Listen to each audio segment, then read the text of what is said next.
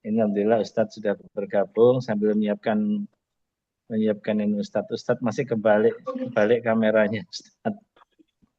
Alhamdulillah. Pak Dede selamat bergabung. Alhamdulillah Mbak Aryuni. Sambil menyiapkan. Alhamdulillah.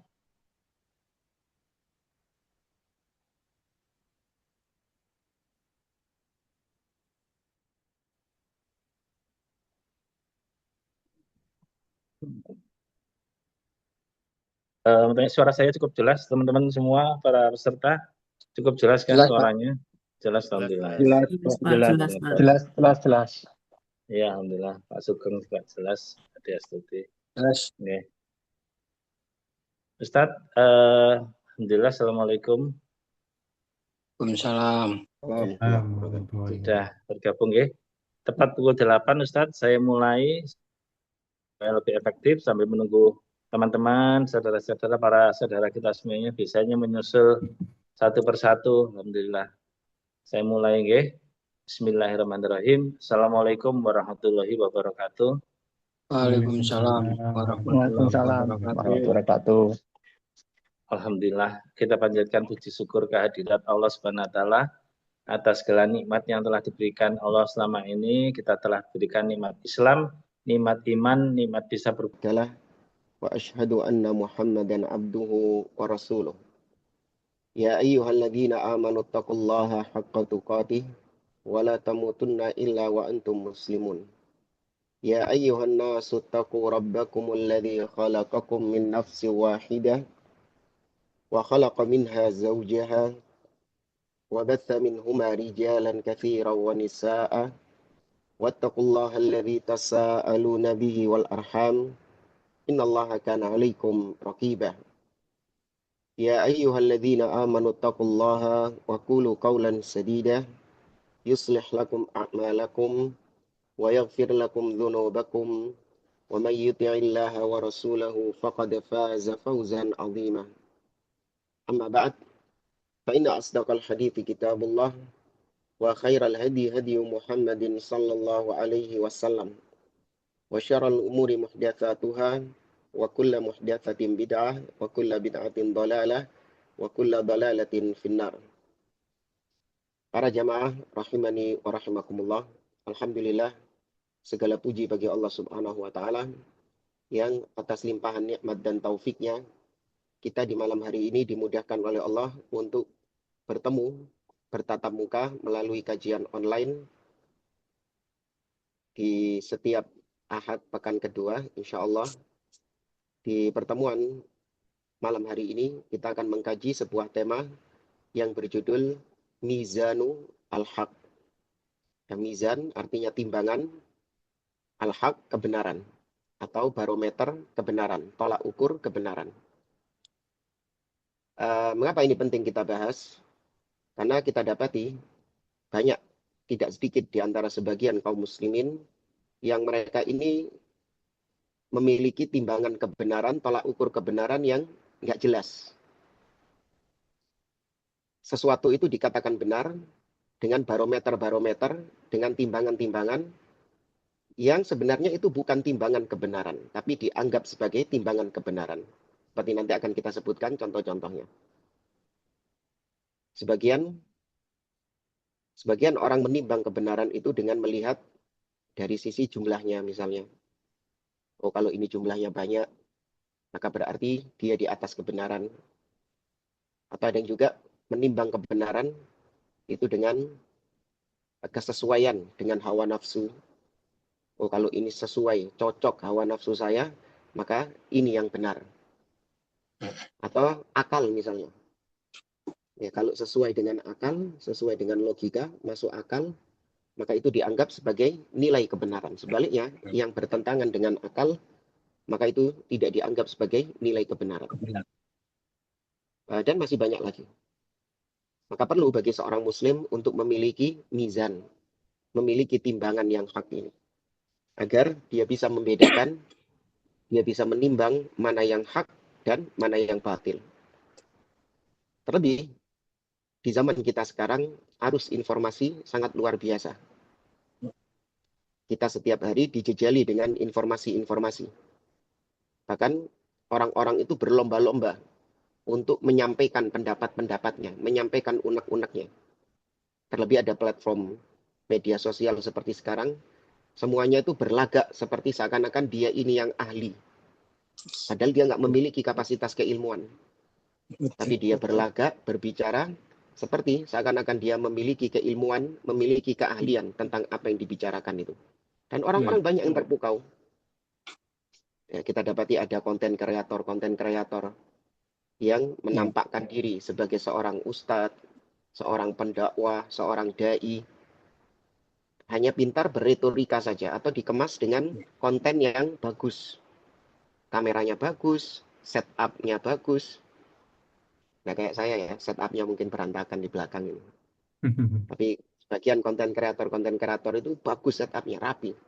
Nah, ini membuat sebagian orang tertarik. Sehingga nilai-nilai yang disampaikan oleh orang tersebut dianggap serta-merta sebagai sebuah kebenaran. Hanya gara-gara tadi, gaya bahasanya bagus, rapi, atau orangnya itu mukanya teduh, santun, ganteng. Ini dianggap sebagai tolak ukur kebenaran. Maka ini yang betul, ini yang benar. Dahulu di zaman Imam Malik rahimahullah ta'ala, Imam Malik punya seorang guru yang bernama Rabi'ah bin Abi Abdurrahman.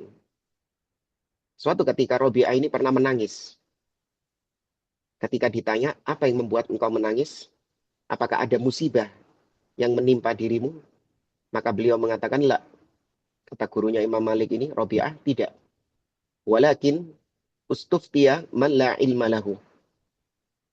Akan tetapi muncul orang-orang di zaman sekarang yang dimintai fatwa oleh sebagian orang. Padahal dia tidak memiliki kapasitas keilmuan. Wa dhahara fil islami amrun azim. Dan sungguh, agama Islam, di dalam agama Islam ini telah muncul perkara-perkara yang besar. Karena adanya orang-orang yang dimintai fatwa ini, orang-orang jahil yang dimintai fatwa ini, ditanya tentang masalah agama ini. Kemudian beliau mengatakan, wala ba'du man yufti hahuna ahaqqu bisijni minas surrak. Sungguh, orang-orang yang berfatwa itu, mereka lebih layak untuk dimasukkan penjara daripada para pencuri-pencuri.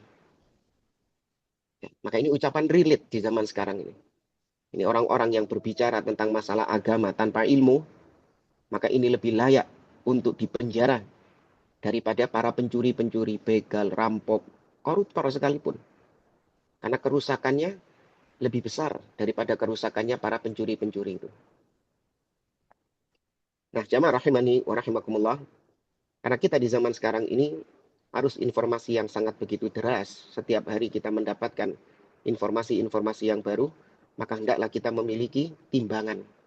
Mana informasi yang itu adalah nilai kebenaran yang harus kita terima, dan mana informasi yang kekeliruan, kesalahan, kebatilan, kesesatan, ya, kekufuran yang harus kita jauhi. Ini seorang harus punya saringan, harus memiliki tolak ukur, harus memiliki timbangan dalam menerima semua informasi. Tidak sebagaimana kebanyakan orang semuanya diambil, ya, atau dengan kalimat mereka, ambil baiknya, buang buruknya. Ya, tahu dari mana kalau itu baik? Tahu dari mana kalau itu buruk? Kalau tidak memiliki filter, tidak memiliki timbangan. Apa tolak ukurnya? Sesuatu kau anggap baik, apa tolak ukurnya kau sesuatu kau anggap buruk? Maka nggak boleh seorang menggunakan kaidah ini. Ambil baiknya, buang buruknya. Ini boleh digunakan kalau Anda sudah tahu barometer kebaikan dan barometer keburukan. Tapi kalau kita masih awam, masih nggak tahu, maka tolak ukur baik dan buruk ini jadi relatif. Mungkin baik buat saya, namun belum tentu baik buat engkau. Baik buat engkau, belum tentu baik buat saya. Dan sebaliknya. Maka demikian juga dalam belajar ilmu agama ini. Ya, dalam mengambil ilmu juga harus selektif. Siapa guru, ustadz, kiai, syekh yang memang layak untuk kita ambil ilmu darinya, dan siapa yang memang tidak layak untuk kita ambil ilmu darinya. Ini semuanya sekali lagi harus ada barometernya. Mungkin kalau kita ditanya, yang hadir di sini kalau ditanya, lantas apa barometer kebenaran di dalam Islam itu? Sebenarnya ini materi ya juga sudah ya, insya Allah kalau yang ngaji, insya Allah bukan sesuatu yang asing. Apa barometer barometer kebenaran itu? Timbangannya itu apa? Silakan kalau ada yang mau menjawab. Saya Ustadz, Al-Quran dan Sunnah Ustadz. Kurang. Betul, 2, tapi masih kurang 1 perangkat lagi. Dengan pemahaman sahabat. Nah, barakallahu fiik. Itu yang penting, yang ketiga itu. Kenapa penting? Karena semua mengaku berdasarkan Al-Quran dan As-Sunnah. Tidak ada orang yang berbicara tentang agama, maksudnya Islam ya, di mana mereka mengatakan kita ini Islam berdasarkan Taurat dan Injil. Tidak ada. Atau kita Islam berdasarkan Tripitaka dan Weda. Tidak ada. Semuanya berdasarkan Al-Quran dan As-Sunnah. Namun kenapa kok terjadi penyimpangan, terjadi kesesatan, terjadi ikhtilaf, perbedaan antara satu dengan yang lain? Itu kembalinya kepada pemahaman. Dengan apa kau memahami Al-Quran dan hadis ini. Maka tidak ada pemahaman yang hak dalam memahami Al-Quran dan Sunnah kecuali dengan pemahaman para salaf. Salaf yang dimaksud adalah generasi awal umat ini, yaitu para sahabat Nabi Shallallahu Alaihi Wasallam. Dan ini bukan pilihan, tapi ini keharusan, kewajiban.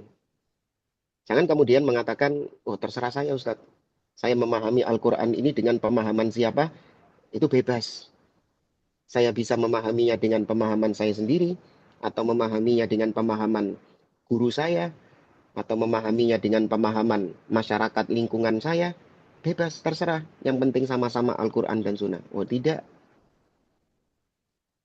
Kewajiban, bahkan perintah dari Allah Subhanahu wa Ta'ala untuk kita mengikuti pemahamannya para sahabat Nabi Shallallahu Alaihi Wasallam. Di antara dalilnya, kalau dari Al-Quran yang pertama adalah surat Al-Fatihah yang kita baca. Kita membaca surat Al-Fatihah, ada sebuah doa di situ. Ihdinas siratal mustaqim, siratal ladzina an'amta alaihim, ghairil maghdubi alaihim waladdallin. Ya Allah, tunjukkan kepada kami jalan yang lurus. Apa itu jalan yang lurus? Jalannya orang-orang yang kau beri nikmat atas mereka. Nikmat apa yang dimaksud? Apakah nikmat duniawi? Ya jalannya orang-orang yang diberi nikmat duniawi, seperti Korun, atau Haman, atau Fir'aun. Tidak. Dan nikmat yang dimaksud di sini adalah nikmat iman. Ya, nikmat Islam. Dan tidak ada yang mendapatkan golongan itu. Tidak ada yang mendapatkan nikmat itu. Ya, tidak ada golongan yang mendapatkan nikmat tersebut, nikmat iman ini. Ketika surat Al-Fatihah ini turun, kecuali para sahabat Nabi Shallallahu Alaihi Wasallam. Sehingga ketika kita mengucapkan ihdinas siratal mustaqim, maka berarti kita minta kepada Allah agar ditunjukkan jalannya para sahabat. Jalan beragamanya para sahabat. Metode beragamanya para sahabat. Pemahaman para sahabat terhadap Al-Quran dan As-Sunnah. Itu yang kita minta ketika kita membaca ihdinas siratal mustaqim. Kemudian di antara dalil juga Allah Ta'ala berfirman di dalam surat Al-Baqarah, di akhir-akhir juz yang pertama di surat Al-Baqarah, Allah Subhanahu wa Ta'ala mengatakan, fa in amanu bimithli ma amantum bihi faqad ihtadaw wa in tawallaw fa innama hum fi shiqaq fasayakfikahumullah wa huwas samiul alim. Apabila mereka berpaling, kata Allah, seandainya mereka manusia itu beriman seperti keimanan kalian. Seandainya manusia itu beriman seperti keimanan kalian. Siapa yang dimaksud kalian ketika ayat ini turun? Yaitu para sahabat. Maka dipersyaratkan oleh Allah tidak cukup kita hanya beriman. Tapi keimanan kalian seperti keimanan para sahabat. Ini sekali lagi menunjukkan wajibnya mengikuti para sahabat dalam beragama ini, dalam memahami agama ini. Kemudian Allah berfirman dalam surat At-Taubah ayat yang ke-100. Allah mengatakan, "Was-sabiqunal awwalun minal muhajirin wal ansar walladzina ittaba'uuhum bi ihsan radhiyallahu anhum wa radu an." Wa a'adda lahum jannatin tajri tahtaha al-anhar khalidina fiha abada dzalikal fawzul azim.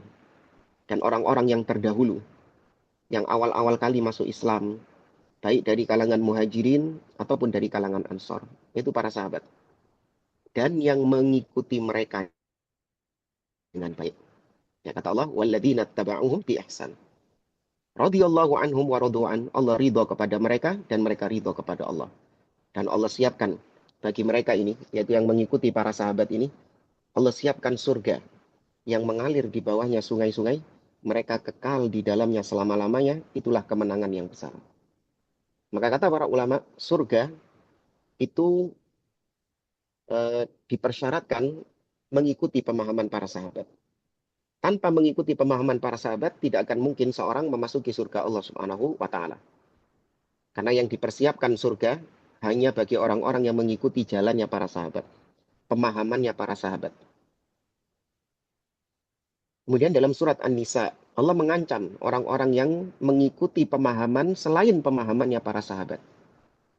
Allah berfirman di dalam surat An-Nisa, "Wa may yushaqiqir rasula min ba'di ma tabayyana lahul huda wa yattabi' ghaira sabilil mu'minin nuwallihi ma tawalla wa nuslihi jahannam wa sa'at masira." Dan barang siapa yang menentang Rasul setelah dijelaskan kebenaran atasnya, dan dia memilih jalan lain selain jalannya orang-orang yang beriman. Perhatikan ayat ini, memilih jalan lain selain jalannya orang-orang yang beriman. Ketika ayat ini turun, tidak ada yang disebut orang-orang beriman kecuali para sahabat. Berarti maknanya dia memilih jalan beragama lain selain jalan beragamanya para sahabat. Maka ancamannya kata Allah, kami palingkan kemana dia berpaling. Artinya Allah biarkan dia terombang-ambing di atas kesesatannya. Kemudian di akhirat, wa nuslihi jahannam, dan kami masukkan dia ke dalam neraka jahannam, wa sa'at masira. Dan itu seburuk-buruknya tempat. Dan masih banyak ayat-ayat yang lain. Kemudian dari hadis Nabi Shallallahu Alaihi Wasallam, Nabi Shallallahu Alaihi Wasallam mengatakan, "Sataftariqu hadhil ummah ala 73 firqa illa wahidah.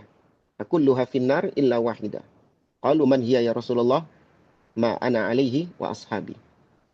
Kata Nabi, umat ini akan terpecah menjadi 73 golongan.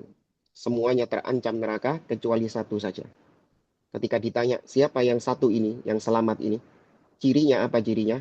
Kata Nabi, yaitu mereka yang mengikuti aku dan para sahabatku. Yaitu yang mengikuti pemahaman para sahabat di dalam memahami Al-Quran dan As-Sunnah.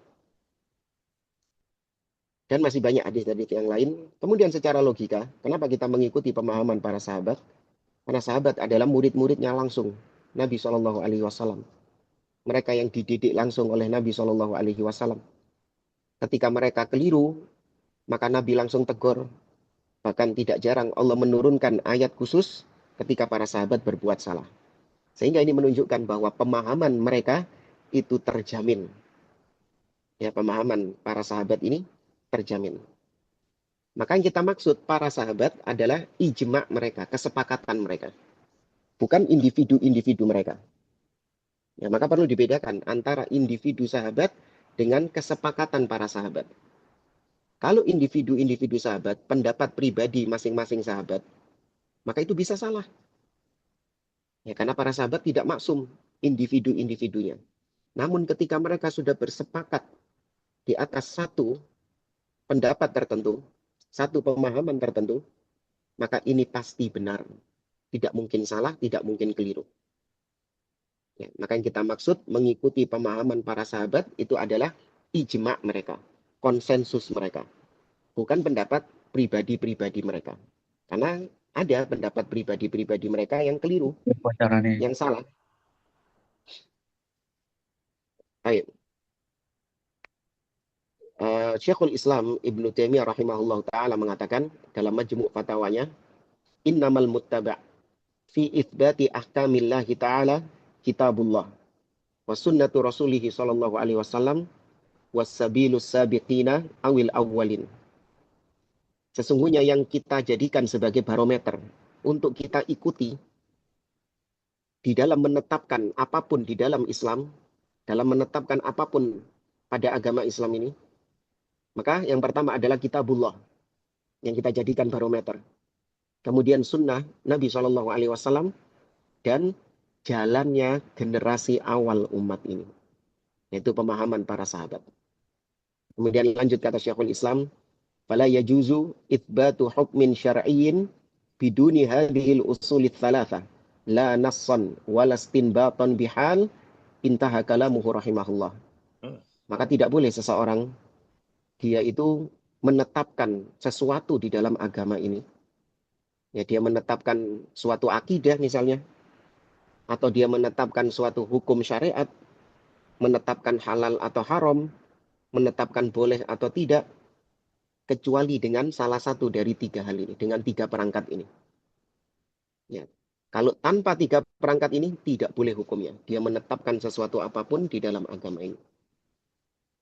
Maka kita tidak perlu berpanjang lebar, jelas bahwa yang kita ikuti adalah kitabullah, sunnah Nabi, dan pemahaman para sahabat. Maka ini jadikan timbangan. Setiap orang yang berbicara agama, yang menyelisihi kitabullah, menyelisihi sunnah, dan menyelisihi pemahaman para sahabat, maka itu informasi yang tadi kita katakan, timbangan kita mengatakan itu batil, maka harus ditolak. Meskipun yang mengucapkan ini seorang ustadz besar, meskipun yang mengucapkan ini adalah seorang syekh besar, dengan gelar pendidikan yang mentereng, doktor, profesor, PhD, ya, McD, atau KFC, apalah terserah, dengan gelar-gelar yang mentereng. Namun kalau ucapannya ini, setelah kita timbang dengan qala Allah, kita timbang dengan qala Rasul, kita timbang dengan pemahaman para sahabat, ternyata gak gaduk, gak ketemu, maka kita tolak ucapannya. Kita tolak ucapannya. Maka ini barometer yang benar dalam menimbang. Maka perlu ilmu. Ya, maka ini membutuhkan ilmu. Kita tahu mana qala Allah dan mana qala Rasul, kita tahu mana pemahaman para sahabat, baru kemudian bisa untuk kita jadikan sebagai barometer dalam menimbang ucapan seseorang. Baik, sekarang kita masuk ke pembahasan berikutnya. Di antara kekeliruan-kekeliruan sebagian orang di dalam masalah timbangan kebenaran ini. Atau bisa kita bikin judul, timbangan yang keliru, barometer yang salah dalam menentukan kebenaran. Yang pertama, menimbang kebenaran dengan kasroh atau dengan mayoritas. Sesuatu itu dikatakan benar apabila jumlahnya banyak. Apabila mayoritas. Contoh misalnya, banyak di Indonesia ini sesuatu yang diyakini benar hanya gara-gara banyak orang yang melakukannya. Nah, misalnya, ini saya lagi jualan ini. Pernah kita singgung ya di pembahasan apa itu? Lupa saya. Saya lagi jualan pagi-pagi, kemudian dapat customer pelanggan. Nah, uang pertama yang saya terima ketika pagi hari itu, biasanya saya apakan? Biasanya diapakan sama pedagang? Ada yang bantu jawab. Laris. Nah, iya, biasanya dikebas-kebaskan ke barang dagangannya. Laris. Barang dagangan. Sampel di dagangannya. Iya. Ketika kita sampaikan dan ketika kita timbang perbuatan tersebut dengan Al-Quran dan Sunnah, dengan pemahaman para sahabat. Karena ini kaitannya dengan akidah, dengan keyakinan kan. Jangan mengatakan, kan ini masalah duniawi. Enggak, itu bukan masalah duniawi. Itu ranahnya itu ranah akidah. Karena orang yang melakukannya itu meyakini bahwa perbuatan tersebut akan mendatangkan pelanggan. Ya, itu diyakini sama mereka. Maka ini masuk ranah akidah. Dan akidah tak boleh sembarangan. Ternyata tidak ada dalilnya di dalam Al-Quran, tidak ada dalilnya dalam Sunnah, tidak pula dilakukan oleh para sahabat. Ya. Maka ngeyel orangnya. Tapi akeh kok uang-uang kok ngono itu. Banyak kok orang-orang melakukan seperti itu. Nah, di sini berarti dia menjadikan kebanyakan orang itu dijadikan sebagai barometer. Ya, bahkan ada yang pernah mengatakan kepada kita, mosok wong-wong sak mono akene ku salah kabeh. Terus kontok sing tepak.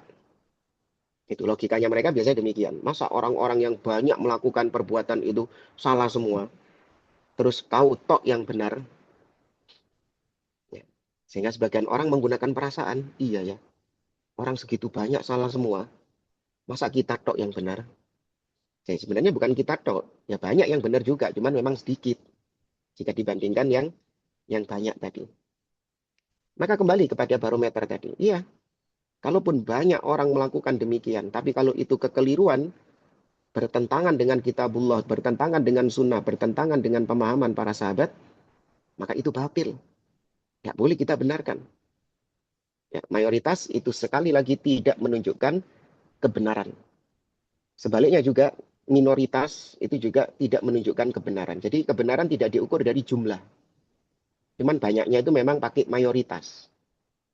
Ya, tapi ada juga yang pakai minoritas, yang sedikit itu yang benar. Nah ini juga tidak bisa dijadikan barometer. Allah Subhanahu wa taala berfirman di dalam surah Al-An'am ayat 116, kata Allah, wa in tuti' aktsara man fil ardi yudilluka an sabilillah.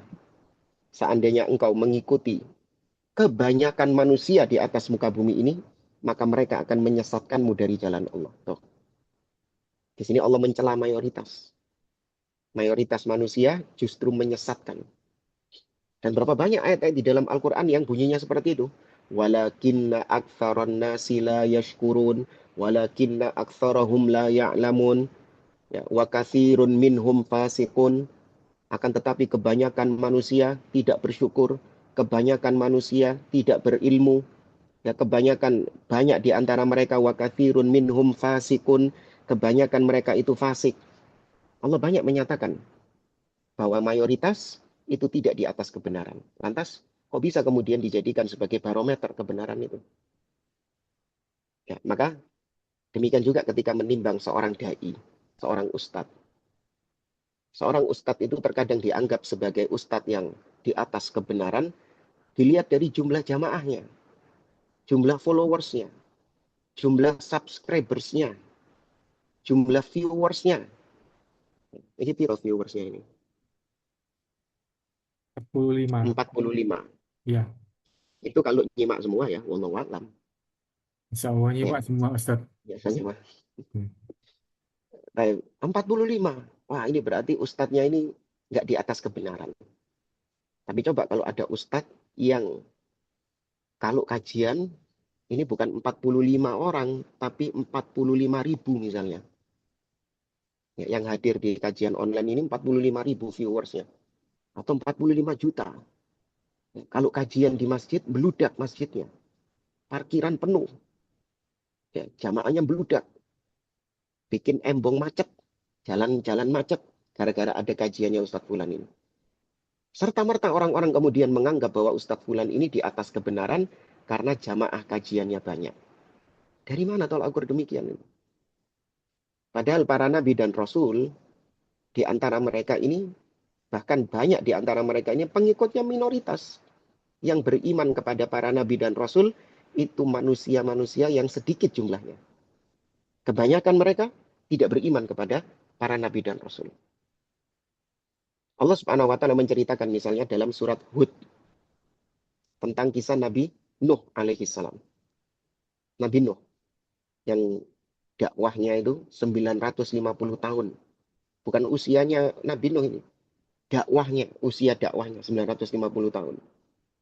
Allah katakan dalam surat Hud, "Falamma jaa amruna wa faratan nuru, qul nahmil fiha min kullin zawjaini itsnaini wa ahlak. Wa man sabaqa alaihi alqawlu wa man aman. Illa man sabaqa alaihi alqawlu wa man aman wa ma amana ma'ahu illa qalil."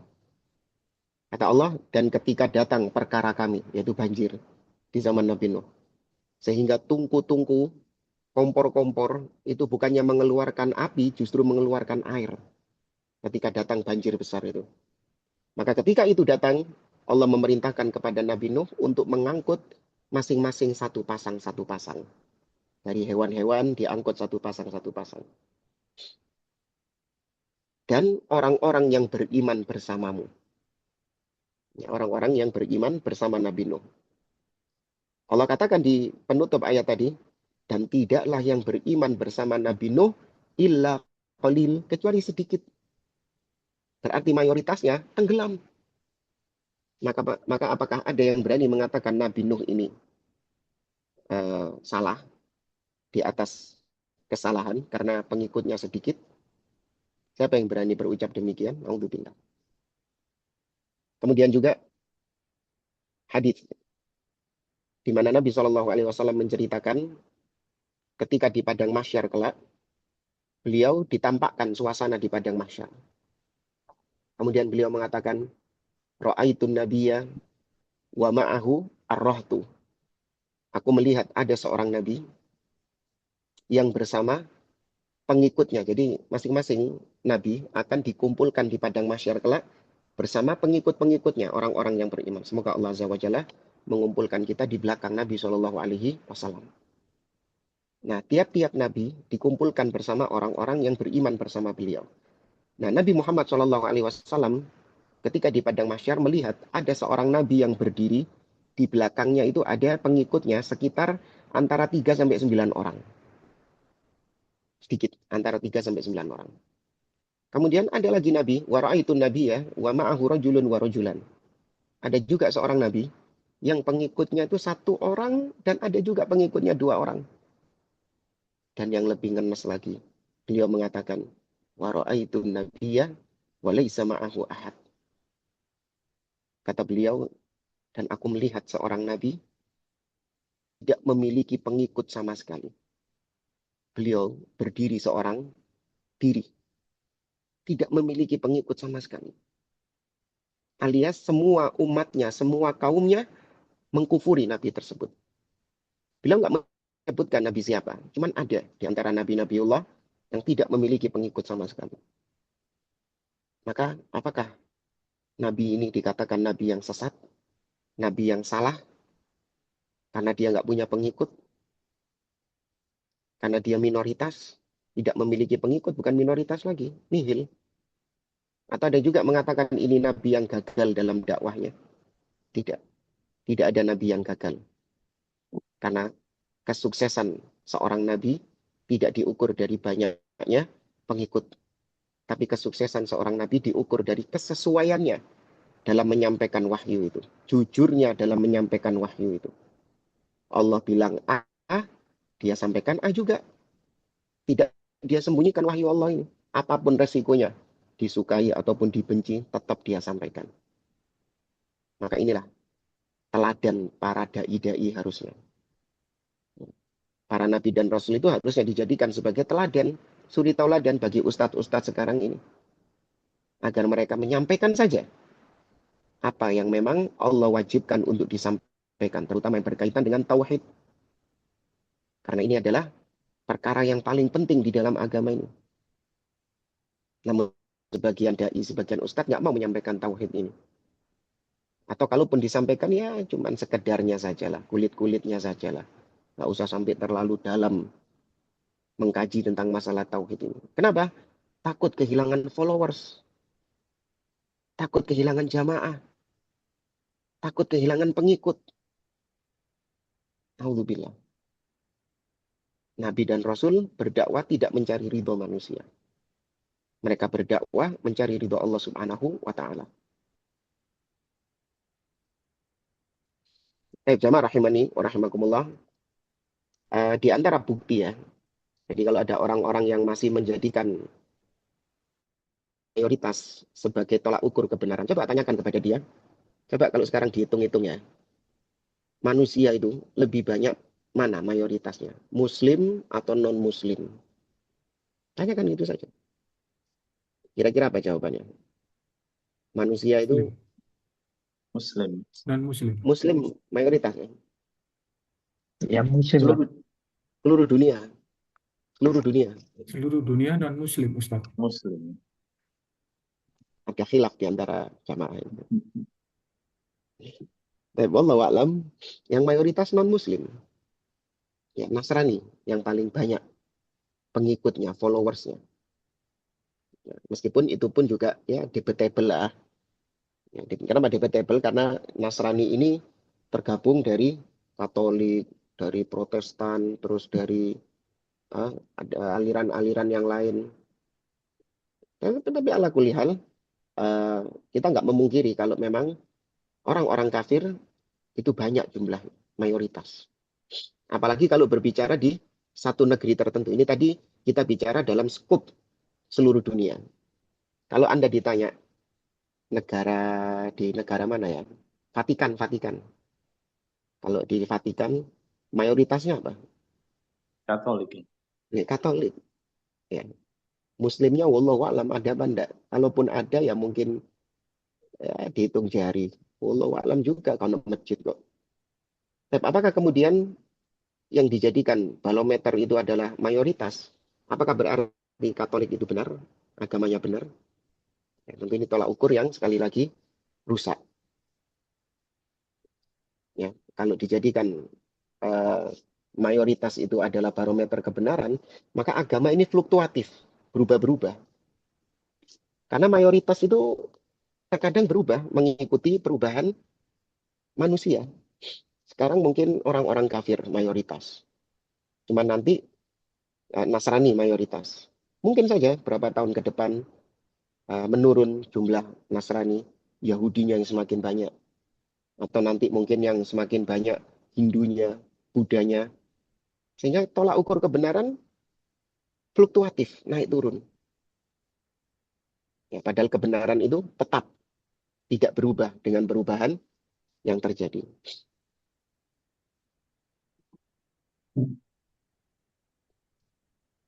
Nah, kemudian di antara kekeliruan sebagian orang di dalam menjadikan barometer kebenaran adalah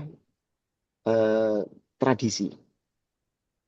Jadi barometer kebenaran itu ditentukan dengan kesesuaiannya dengan tradisi atau adat istiadat, budaya, dan yang semisal dengannya. Semua tradisi nenek moyang itu dianggap sebagai kebenaran yang mutlak. Sehingga ketika ada nilai-nilai agama yang datang kemudian dan bertentangan dengan tradisi tersebut, maka agama ini dianggap hal yang keliru, yang salah. Maka agama itu harus apa istilah kita, naturalisasi. Ya, ajaran-ajaran agama ini harus dinaturalisasi dengan tradisi nenek moyang. Supaya bisa masuk agama ini. Karena itu tadi mereka menjadikan tradisi itu sebagai kebenaran, barometer kebenaran. Semuanya ditimbang dengan tradisi. Contoh ya, pernikahan misalnya. Apa ya, kalau anak keberapa gitu, itu tradisinya nggak boleh menikah dengan anak kesekian gitu. Ada yang tahu itu? Atau anak yang wetonnya apa gitu, itu nggak boleh menikah dengan anak yang wetonnya ini dan ini. Nah, kemudian Islam datang membolehkan menikah dengan siapapun yang mau wetonnya ini, wetonnya itu, yang tanggal lahirnya sekian, yang dia ini anak kedua atau anak ketiga, anak pertama, yang sing ragil atau sing terserah. Yang penting dia muslim, yang penting dia muslimah, dia berakhlak baik, dan seterusnya. Tidak dibedakan dari weton-weton itu tadi. Nah, ini kan bertentangan. Maka dia menganggap yang betul adalah yang tradisi ini. Sedangkan yang dari Islam ini yang salah. Alhamdulillah. Allah berfirman di dalam surat Az-Zukhruf ayat 23 dan seterusnya.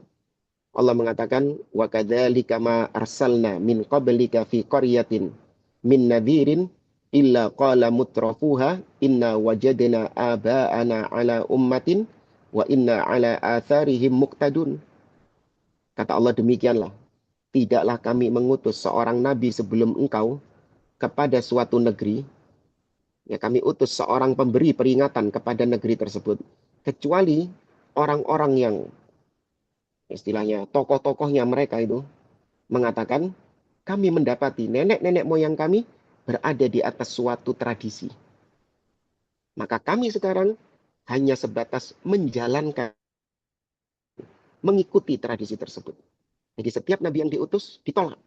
Kenapa ditolak? Karena ajaran nabi ini bertentangan dengan ajaran nenek moyang. Dan mereka meyakini yang betul standar kebenaran adalah ajaran nenek moyang. Maka nabi kalau mau berdakwah harus mengikuti aturan nenek moyang ini. Alhamdulillah. Ini sampai sekarang. Terutama di Indonesia ini masih banyak yang lebih mengedepankan tradisi-tradisi tersebut. Islam tidak melarang tradisi-tradisi ya. Jadi kalau dikatakan kita ini berusaha untuk menghilangkan tradisi, enggak.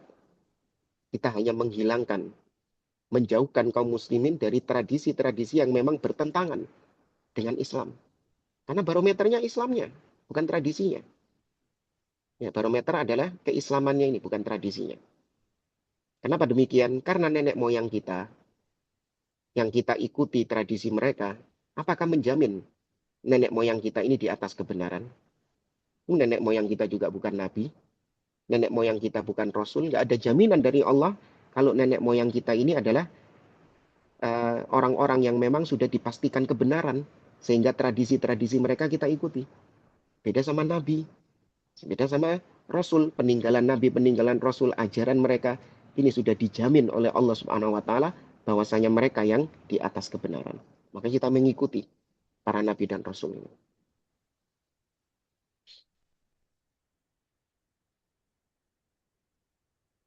Kemudian yang berikutnya,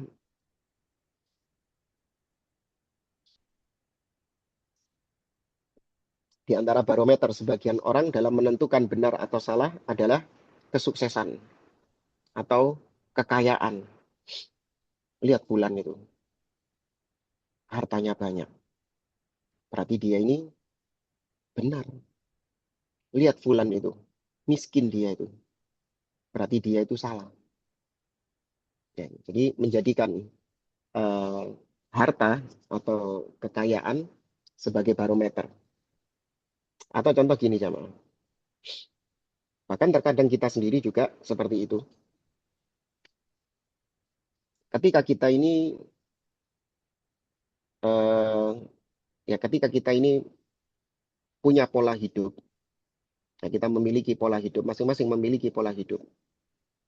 Nah, pola hidup kita ini ternyata membuat kita ini semakin kaya, semakin sukses, ya karir semakin naik. Itu semua dijadikan bukti bahwa Allah ridho dengan saya. Allah ridho dengan perbuatan saya. Apa perbuatan saya? Saya meninggalkan sholat, ya saya banyak melakukan maksiat, saya banyak melakukan kedoliman, tapi saya kaya raya, saya semakin sukses, saya sehat terus. Berarti ini menunjukkan Allah ridho dengan apa yang selama ini saya lakukan. Seandainya Allah tidak ridho dengan aktivitas-aktivitas yang saya lakukan itu, Allah akan membuat saya miskin, Allah akan membuat saya sakit, Allah tidak akan menjadikan saya orang yang sukses. Berarti dia enjoy dengan perbuatan dia itu. Dengan alasan tadi, Allah ridho dengannya. Sebaliknya kalau ada orang yang taat beribadah, dia meninggalkan maksiat, pola hidupnya seperti itu, tapi ternyata dia ini hidupnya di bawah garis kemiskinan, sakit-sakitan, musibah demi musibah menimpa dirinya, maka dia menganggap keliru BE. Mungkin saya ini salah, coba saya niru fulan ini. Nggak sholat tapi kaya dia. Ahli maksiat, semakin kufur, semakin sugi, semakin kaya. Ini ada orang-orang yang menjadikan kekayaan sebagai tolak ukur kebenaran. Maka nggak ada kaitannya. Dunia ini Allah berikan kepada siapapun yang taat ataupun yang ahli maksiat, yang mukmin ataupun yang kafir, Allah beri dunia ini. Nabi SAW mengatakan, Innallaha yu'tid dunya man yuhib wa man la yuhib. Allah memberi dunia ini kepada siapapun, baik yang Allah cintai ataupun yang tidak Allah cintai. Walakinnallaha la yu'til iman illa man yuhib. Namun Allah tidak memberikan keimanan, hidayah, kecuali kepada yang Allah cintai. Jadi cinta Allah tidak diukur dengan saldo. Jadi kalau Anda ingin melihat Allah ini cinta sama saya atau tidak, jangan lihat saldo. Tapi lihat bagaimana ketakwaan Anda kepada Allah. Semakin Anda takwa kepada Allah, Allah berikan hidayah kepada Anda untuk mengerjakan amal-amal soleh, dekat dengan Allah, maka ini berarti tanda Allah cinta dengan Anda. Meskipun harta Anda, saldo Anda, pas-pasan. Sebaliknya ketika seorang diberikan harta yang banyak, namun dia semakin jauh dari Allah, itu tanda Allah benci sama dia. Allah jauh dari dia. Ya, tolak ukurnya bukan saldo. Ya, kata Nabi tadi, "Faman a'tahullahul iman faqad ahabbah." Barang siapa yang Allah berikan keimanan, maka dialah yang dicintai oleh Allah Subhanahu wa taala. Di dalam surat Al-Fajr, Allah berfirman, "Fa'ammal insanu idza mabtalahu rabbuhu fa'akramahu wa na'amahu fayaqulu rabbi akraman. Wa amma idza mabtalahu faqadara 'alaihi rizqahu fayaqulu rabbi ahanan." Kalla. Ya, kata Allah, adapun manusia, jika Allah uji dia dengan Allah berikan harta yang melimpah, Allah berikan rizki yang lapang, maka dia akan mengatakan, Robbi akraman. Ini sekarang Robku, Allah sedang memuliakan aku. Allah lagi suka, Allah lagi cinta sama saya. Padahal perbuatannya maksiat. Tapi karena dia diberi harta yang banyak, dia menganggap Allah cinta sama dia. Karena hartanya banyak. Sebaliknya, adapun kalau dia diuji dengan disempitkan rizkinya, maka dia mengatakan, Robbi ahanan. Wah, Allah ini kayaknya lagi murka sama saya. Allah kayaknya lagi benci sama saya. Kenapa? Karena saya semakin hari semakin sulit hidupnya. Harta saya semakin sedikit. Berarti ada yang salah ini. Padahal dia orang yang taat, orang yang soleh. Dia tinggalkan maksiat. Tertipu dengan harta itu. Karena dijadikan harta ini sebagai tolak ukur kebenaran. Atau bisa juga bab ini, atau yang kita bahas ini, kayak kebanyakan orang ya. Dan ini mungkin insya Allah sering Anda dengar. Ustaz, kenapa negara-negara Islam ini kok teknologinya itu, peradabannya itu nggak semaju negara-negara kafir. Amerika, Jepang, Eropa. Ya, mereka ini kan orang-orang kafir. Tapi mereka ini memiliki peradaban yang maju. Kemudian teknologinya maju. Ya, adapun kita dan negara-negara Islam yang lain kok tidak semaju mereka. Nah, gara-gara ngelihat orang-orang kafir yang maju peradabannya, teknologinya maju, sehingga sebagian orang menganggap bahwa mereka lah yang di atas kebenaran. Ya, karena mereka memiliki harta yang banyak, memiliki kekayaan, kemajuan zaman teknologi. Sedangkan kaum muslimin yang dianggap terbelakang, itu dianggap keliru, salah. Ya, karena mereka nggak maju-maju. Ya, kalau mau secara logika saja, wajar kalau orang-orang kafir maju, karena mereka ini all out. Mereka ini totalitas. Mereka menghalalkan yang haram. Nggak ada aturan agama mereka ini. All out. Wajar kalau income mereka, pendapatan mereka lebih banyak. Beda sama kita. Kita ada halal haram. Kita nggak mau mengambil yang haram. Ada remnya kita ini. Demikian juga ada sodakoh, ada zakat, dan yang lainnya. Nah, ini kalau secara logika.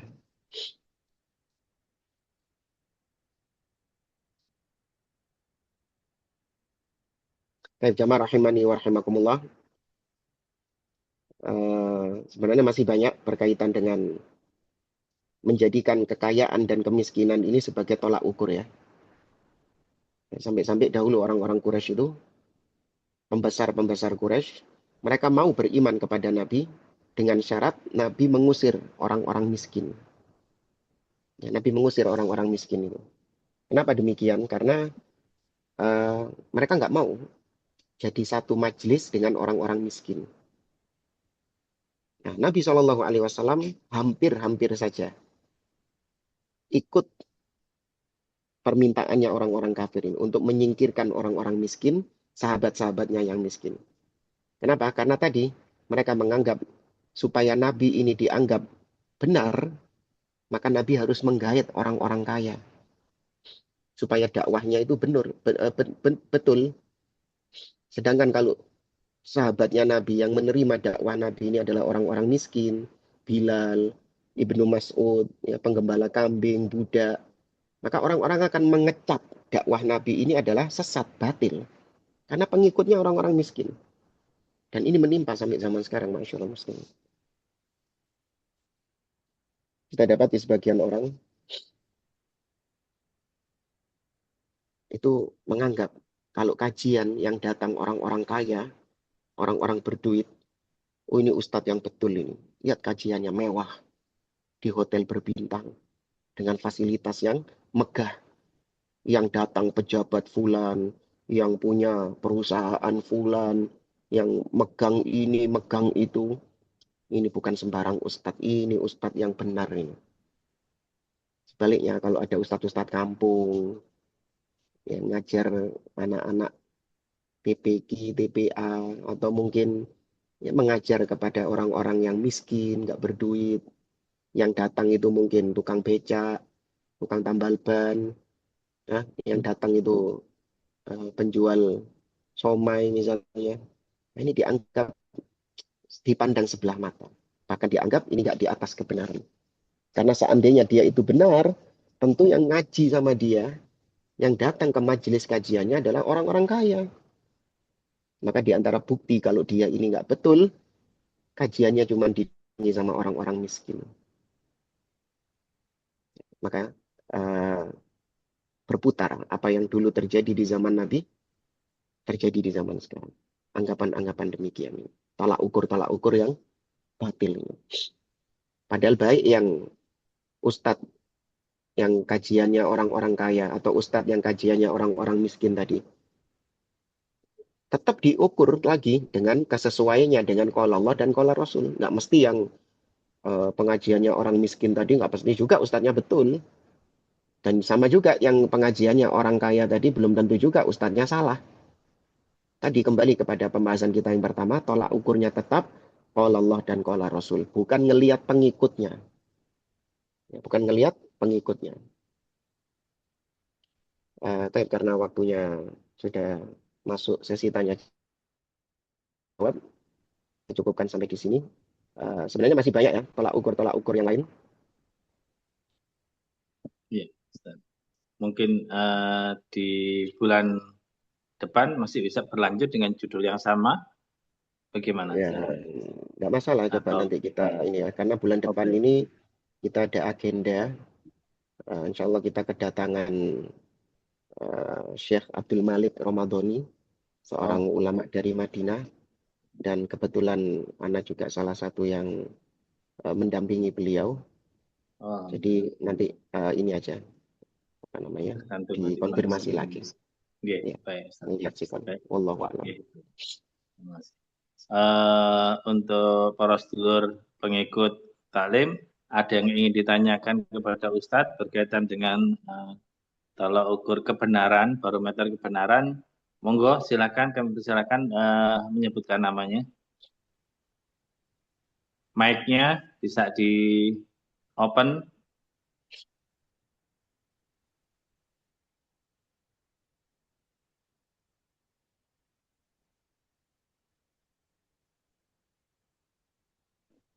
Jangan lupa mic-nya kalau bertanya mic-nya dibuka.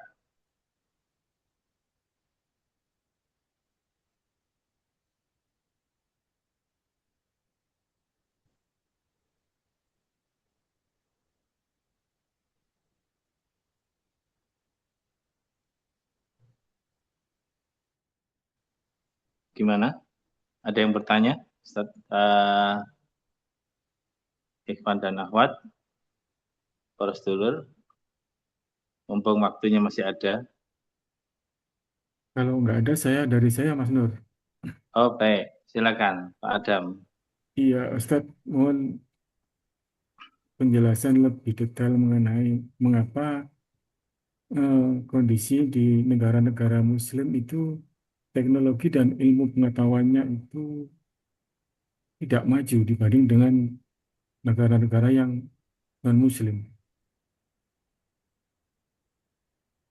Ya, tadi sebenarnya sudah kita singgung ya, salah satu alasannya, dan ini sebab ya secara logika ya, yaitu orang-orang kafir bisa mencapai kemajuan yang seperti itu. Ini bukan kali pertama juga. Dahulu kaum Ad, kaum Samud, ya kaumnya Nabi Hud, kaumnya Nabi Soleh, kaum Samud, bahkan Fir'aun, kalau kita lihat peninggalannya sampai sekarang, itu diteliti oleh para ahli, itu peradaban yang sangat luar biasa di zaman tersebut. Ya bagaimana balok-balok batu yang begitu berat, begitu besar, bisa diangkat sampai ke ujung piramid situ. Dan tidak ada eskavator, tidak ada alat berat. Ya, mereka bertanya-tanya dengan apa mereka bisa mengangkut, bisa membangun bangunan yang sampai sekarang masih megah. Ya, maka ini tentu peradaban yang maju jika dibandingkan dengan orang-orang beriman di zaman tersebut. Siapa orang-orang beriman di zamannya Fir'aun? Bani Israel, kaumnya Nabi Musa, tidak semaju peradabannya Fir'aun.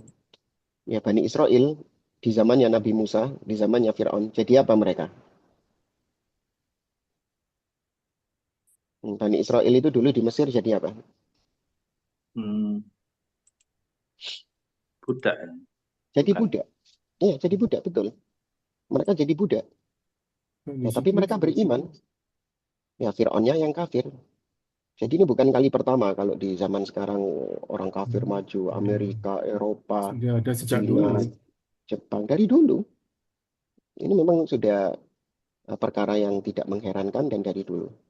Kemudian juga di antara alasannya, tadi sudah kita sebutkan juga, yaitu orang-orang kafir secara logika, mereka ini nggak terikat dengan aturan-aturan din, aturan agama. Waktu mereka itu habis semuanya totalitas untuk dunia. Ya, sedangkan kita ada terikat aturan-aturan agama. Waktu kita tidak semuanya kita gunakan untuk dunia. Sehingga kita ini sebenarnya nggak totalitas untuk dunia. Dunia ini hanya sebatas kita anggap sebagai sarana. Sementara. Ya, hanya sementara saja. Sehingga kita nggak totalitas di dunia ini. Maka wajar kalau orang-orang kafir, mereka mencapai capaian-capaian yang jauh jika dibandingkan dengan orang-orang beriman. Ya. Ya, contoh gini saja ya. Eh, ada pekerjaan dari kantor. Disuruh mengerjakan apalah gitu. Ternyata ada orang kafir yang juga mengerjakan pekerjaan yang sama. Ternyata dia itu selesai lebih dulu daripada kita. Selesai lebih dulu daripada kita. Kenapa? Karena waktunya dia nggak kepotong sholat, ya kan, nggak kepotong baca Quran, nggak kepotong berzikir, nggak kepotong menuntut ilmu, sehingga dia selesai lebih dulu daripada kita. Sedangkan kita ini waktu terpotong untuk sholat, terpotong untuk ya macam-macam kewajiban-kewajiban agama. Ini gambaran simpel saja. Kemudian yang ketiga, kenapa Allah jadikan orang-orang kafir ini maju? Yaitu untuk menguji orang-orang beriman. Allah sebutkan dalam surat At-Taubah, "Fala tu'jibuka amwaluhum wala auladuhum. Innama yuridullah liyu'adzibahum biha fil hayatid dunya." Janganlah engkau takjub, kagum dengan harta mereka, kagum dengan anak keturunan mereka. Sesungguhnya Allah hendak menyiksa mereka dengan harta mereka itu. Jadi kekayaan orang-orang kafir itu adalah senjata makan tuan. Allah gunakan kekayaan mereka itu justru untuk menyiksa mereka. Baik di dunia ataupun di akhirat. Ya, di akhirat Allah jadikan harta tersebut. Harta yang dimiliki oleh orang-orang kafir ini dijadikan untuk menyiksa mereka. Seperti dalam surat At-Taubah. Yauma yuhma alaihi. Yauma yuhma. Uh, Yauma yuhma alaihi fi nari jahannam. Fatukwa biha jibahuhum wa junubuhum wa dhuhuruhum. Ketika harta mereka itu kelak akan dilelehkan di neraka. Kemudian disetrikakan ke dahi mereka, ke punggung mereka, ke lambung mereka. Itu harta mereka sendiri. Ya, maka orang beriman tidak sebagaimana orang-orang kafir tadi yang mereka berlomba-lomba terhadap dunia ini. Meskipun orang-orang yang beriman juga tidak diharamkan bagi mereka untuk mencapai kemajuan-kemajuan seperti orang-orang kafir tadi dengan syarat mereka tidak menggadaikan agama mereka. Ya, mereka tidak meninggalkan agama mereka. Karena ada seruan-seruan ya, kenapa orang Islam ini nggak maju-maju? Karena mereka terbelenggu dengan agama, terkungkung dengan agama. Maka kalau ingin maju seperti orang kafir, tinggalkan agama. Nauzubillah. Nah, ini nggak benar. Ya, wallahu a'lam. Satu aja, mungkin pertanyaan terakhir. Penanya terakhir, Ustaz, dari Pak Lodesa. Silakan Pak Lodesa. Izin, Ustaz, tadi salah satu yang tidak bisa dijadikan sebagai barometer adalah tradisi atau budaya. Kita ambil contoh misalkan tahlilan atau yasinan yang 7 hari 14 jam. Di sisi lain kita beberapa kali mendapat ilmu bahwa itu tidak ada dalil, tidak ada hadis. Tapi putus-putus, Pak. Halo, masih putus-putus, Pak? Iya, putus. Ya, coba didekatkan, mic-nya didekatkan, mic lebih dekat.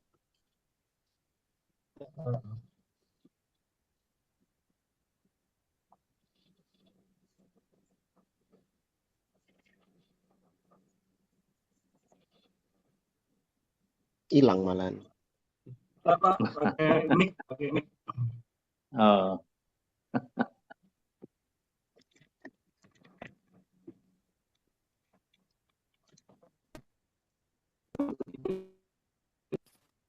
Tes. Ya, lebih jelas. Ya. Jelas. Ya, silakan, Pak. Keras. Tes 1, 2, 3. Ya, jelas. Mantap, Masya Allah. Mulai dari awal, Mas. Halo? Ya. Sudah jelas, Pak Ustadz? Ya. Tadi salah satu parameter, saya ulangi Pak Ustadz ya, tadi salah satu parameter yang tidak bisa dijadikan sebagai dasar adalah tradisi atau budaya. Kita ambil salah satu contoh, misalkan tahlilan atau yasinan yang 7 hari 40 dan sekian. Itu beberapa yang kami dapat infonya atau ilmunya itu tidak ada hadisnya, tidak ada dalilnya. Tapi dari beberapa sanggahan dari saudara-saudara kita yang lainnya juga, dan yang menyampaikan itu adalah ustadz juga, bahwa itu ada dalilnya, ada hadisnya. Contoh misalkan untuk yang tahlilan atau yasinan ini saya pernah dengar sekilas, mungkin saya salah ya dalam menangkapnya. Gus Baha sendiri menyampaikan itu ada dalilnya, ada hadisnya. Lah, bagaimana kita bisa memisahkan, memilahkan bahwa ini perkara ini kejadian ini itu sesuai dengan hadis, ada hadisnya atau tidak, atau mungkin hadisnya atau dan sebagainya. Gimana Pak Ustadz? Masih Pak Ustadz. Baik, barakallahu fiik. Makanya tadi penting perangkat yang ketiga itu adalah pemahaman para sahabat. Kalau cuma sekedar dalil dari Al-Quran, dari As-Sunnah, hanya dalil, maka itu masih mentah. Dalilnya itu mau dipahami dengan pemahaman siapa? Karena kalau cuma sekedar dalil, semua punya dalil. Bahkan orang-orang liberal, LGBT, kalau Anda tahu ya, LGBT yang sekarang lagi marak, mereka punya dalil. Mereka mengatakan bahwasanya LGBT itu dibolehkan di dalam Al-Quran, bahkan legal di dalam Al-Quran. Mereka berdalil, misalnya dengan firman Allah di dalam surat Ar-Rum, ya, ayat yang sering kita dapati kalau di undangan itu, Allah mengatakan, wa min ayatihi an khalaqalakum min anfusikum azwaja. Dan di antara tanda kebesaran Allah, Allah menciptakan pasangan dari jenis kalian sendiri. Ya, pasangan dari sejenis kalian sendiri. Tuh, berarti pasangan sejenis. Alhamdulillah. Maka apakah boleh saya mengatakan LGBT ada dalilnya? Ya, tergantung tadi. Lihat kepada barometer tadi. Apakah para sahabat tahu ayat itu? Pasti dong. Nggak mungkin para sahabat nggak tahu ayat tersebut. Apakah mereka memahaminya seperti pemahaman Anda? Kalau iya, mana buktinya? Apakah mereka memahaminya seperti pemahaman Anda? Maka coba tadi yang katanya Gus siapa tadi yang mengatakan Gus ada Baha, dalilnya, Gus Baha. tahlilan. Ya, ada tahlilan, ada yasinan dengan ayat Al-Quran ini, dengan hadits ini. Coba tanyakan satu. Sahabat tahu nggak dalil itu? Kalau dia mengatakan tahu para sahabat dalil tersebut, maka buktikan kepada kita praktek dari para sahabat mengadakan tahlilan 7 hari, yasinan sekian hari, sekian hari. Kenapa dari sekian banyak sahabat tidak ada yang mempraktekkannya? Padahal mereka tahu ininya, dalilnya. Apakah mungkin para sahabat itu tidak mengamalkan dalil, kurang semangat dalam mengamalkan dalil?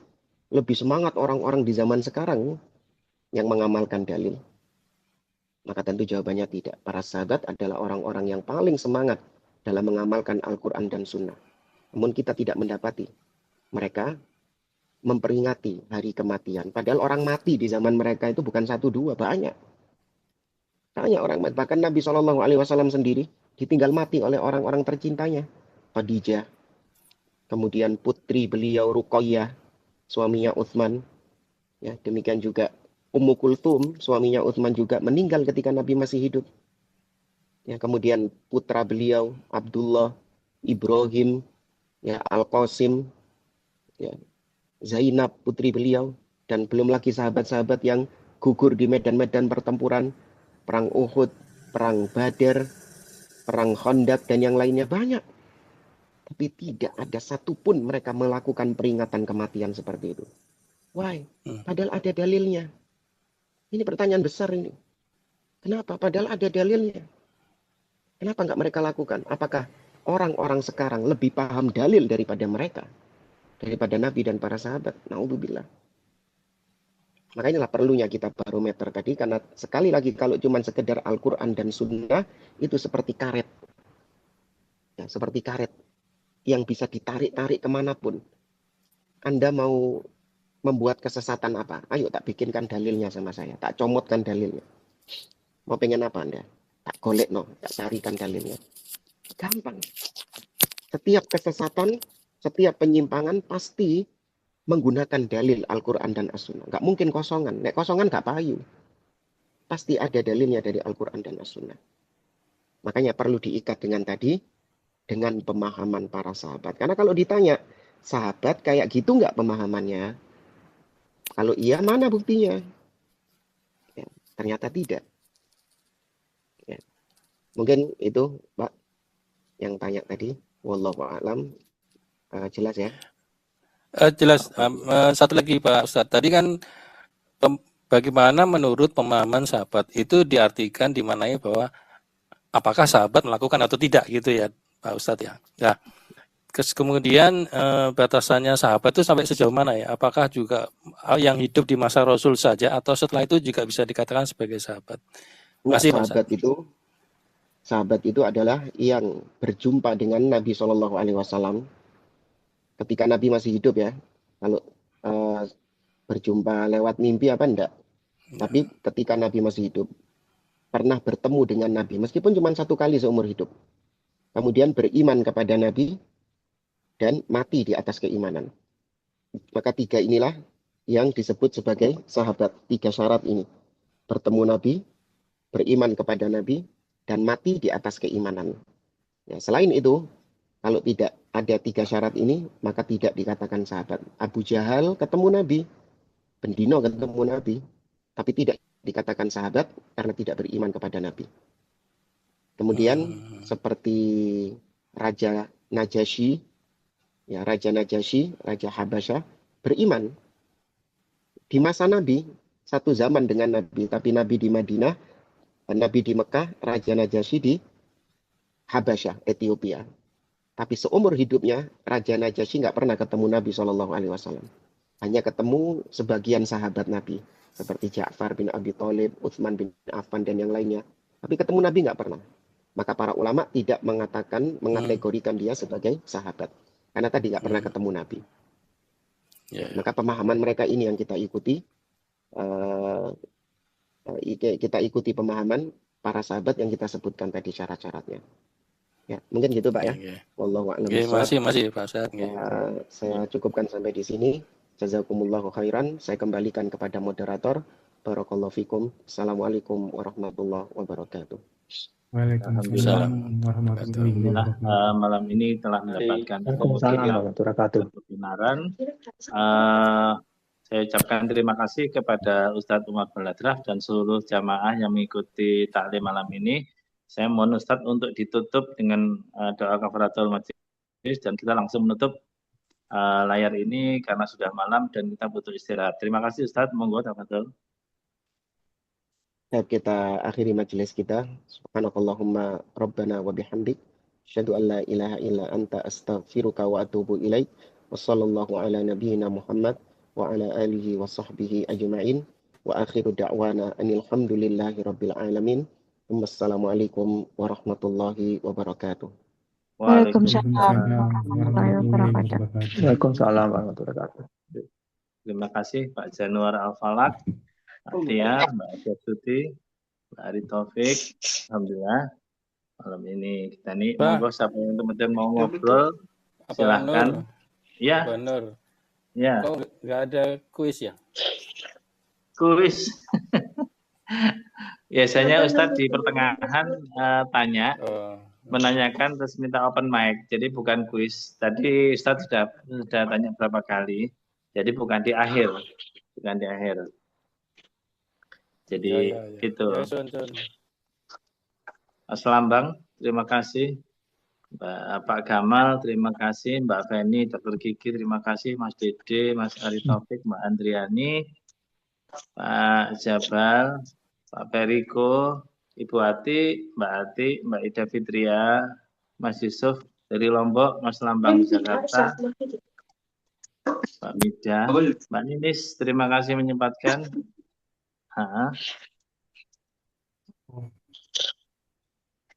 Mbak Nur, Mbak Aryuni, Mbak Rudi, Pak Setari, Pak Sarulda, terima kasih semuanya, Pak Yoni. Saya ucapkan terima kasih. Saya mohon diri karena sudah malam butuh istirahat dan teman-teman butuh istirahat. Oke, sami-sami. Mbak Ninis, Mbak Dede, Pak Nugroho, Mas Lambang, Ternun ya.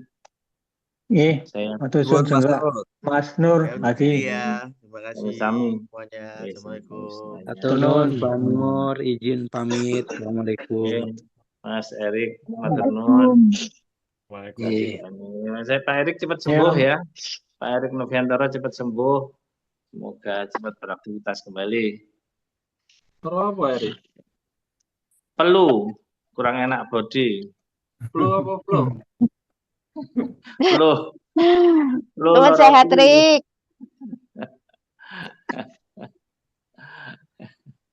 Lagi musimnya. Iya, Mida, terima kasih. Yuk, sama-sama. Sehat semuanya ya. Tadi ada nama Pak Gamal, tak pikir Mas Gamal, ternyata bukan. Iya, Mas Gamal. Oh iya dah. Oh, Masya Allah. Mas Gamal guru. Mas Gamal semuanya.